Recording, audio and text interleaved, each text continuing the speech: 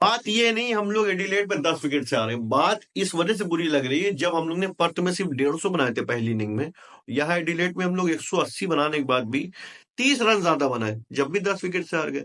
वहां 30 कम बनाए, वहां 295 रन जीत गए। ऐसा क्या घटा? लोगों ने कहा कि ट्रेविस हेड ने बहुत अच्छी बैटिंग करी जिसकी वजह से इंडिया ने हार गई। ट्रेविस हेड की अच्छी बैटिंग थी लेकिन पूरी जिम्मेदारी उसके ऊपर नहीं जाती। ठीक है, वही लोगों ने कहा रोहित शर्मा ने पूरी खराब कप्तानी की जिसकी वजह से हार गए।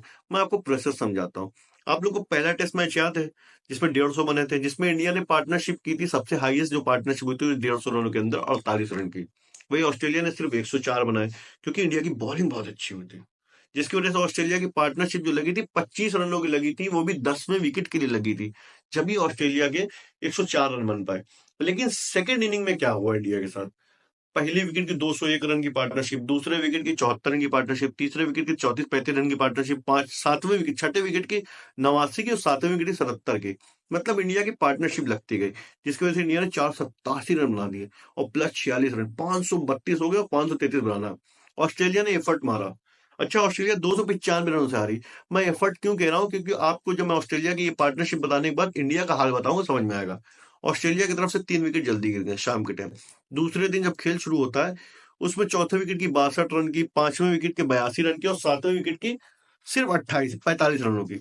लेकिन देखो 3 विकेट की पार्टनरशिप लगी जिसकी वजह से ऑस्ट्रेलिया ने 238 तक पहुंच गए, इंडिया से 295 रनों से हार गए। सोचो अगर केएल राहुल जायसवाल की 201 रन की पार्टनरशिप ना लगती तो इंडिया के 200 लेस कम कर दो तो ऑस्ट्रेलिया कम रनों से हारती। बहरहाल लेकिन लगनी थी, इंडिया ने 295 रन मैच को जीत गया। आप दूसरे टेस्ट में देखो क्या हाल हुआ। इंडिया की हाईएस्ट पार्टनरशिप दूसरे विकेट के लिए लग गई 69 रनों की, 69 रनों की, जबकि पहला विकेट पहली बॉल पे हो गया था। इंडिया थी ड्राइविंग सीट पे।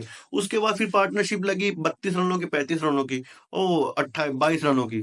ठीक, इंडिया ने 180 बनाए। फिर उसके बाद आई पार्टनरशिप, लोगों ने ट्रेविस हेड को कहा, मैं कहूंगा लबुशेन और मैक्स स्विनी ने एक ट्रेंड सेट किया। मैक्स स्विनी और लबुशेन ने विकेट बचाया।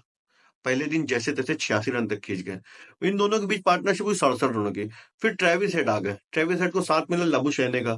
बंदे ने 65 रन बनाए। ठीक, बंदे ने 65 रन बनाए, मतलब पार्टनरशिप 65 की हुई। फिर पार्टनरशिप हो गई 5वें विकेट की मिचेल मार्श के साथ 40 रनों की। एलेक्स कैरी के साथ हो गई ट्रेविस हेड की 74 रनों की। और फिर 7वें विकेट के लिए हो गई कमिंस के साथ 28 रनों की। मोरल ऑफ द स्टोरी ये कहना है, इसमें से ट्रेविस हेड ने 140 रन बनाए इन पार्टनरशिप पे, लेकिन अदर बैट्समैन ने इसके भी कम रन बनाए। लेकिन ट्रेविस हेड जो ड्राइविंग सीट पे थे, वजह साफ थी, जो खुल के खेल रहे थे, इतना तेज खेल रहे थे। सबसे पहली बात, इंडिया ने स्कोर कम बनाया था। जब इंडिया के स्कोर उन्होंने लांग लिया, मतलब पार कर लिया, फिर वो थोड़ा सा और तेज खेलने लगे।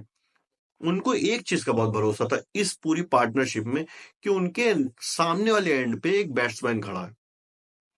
जब आप एक बैट्समैन को ये पता होता है नॉन स्ट्राइकर पे बैट्समैन खड़ा है, इफ आई एम आउट, तो वो फिर भी कुछ ना कुछ तो कंट्रीब्यूट करेगा क्योंकि वो भी बैट्समैन ही है।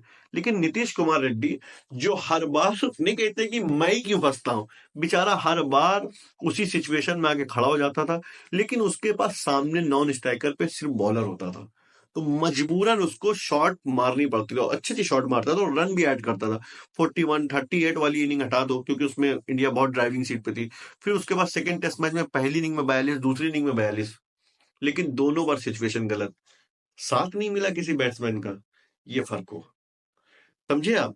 इंडिया के फर्स्ट टेस्ट मैच में 487 रन बनने के बाद इंडिया के बॉलरों ने जो पहली इनिंग में जबरदस्त बॉलिंग की थी, तो ऑस्ट्रेलिया ने कोशिश की, लेकिन उनकी कोशिश इस वजह से नाकामयाब हो गई क्योंकि स्कोर बहुत बड़ा था, इंडिया के बैट्समैन चले थे। इफ अगर इंडिया के बैट्समैन दूसरी इनिंग में ना चलते पहले टेस्ट मैच में, तो कहानी कुछ भी हो सकती थी, क्योंकि हर इनिंग में बॉलर चलना जरूरी नहीं। भाई आपका बॉलर 50% काम करता है, बैट्समैन का भी काम होता है 50%। अगर वो कुछ स्कोर नहीं देगा तो इंडिया कैसे, बॉलर कैसे डोमिनेट करेंगे? इस आपने इस टेस्ट मैच में देखा, इंडिया के बैट्समैन ने कुछ स्कोर ही नहीं किया, सिर्फ टारगेट दिया 19 रन का। तो बॉलर कहाँ कोई जादू कर देंगे? आपको मैं बता दूं, बैटिंग जो कंसर्न है अभी का नहीं है, इस सीरीज का नहीं है।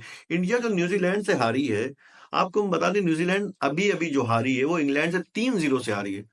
इससे पहले वो श्रीलंका से हारी है, श्रीलंका जाके। और इंग्लैंड ने न्यूजीलैंड को, इंग्लैंड एक बार और गई थी न्यूजीलैंड, वहां भी हराया।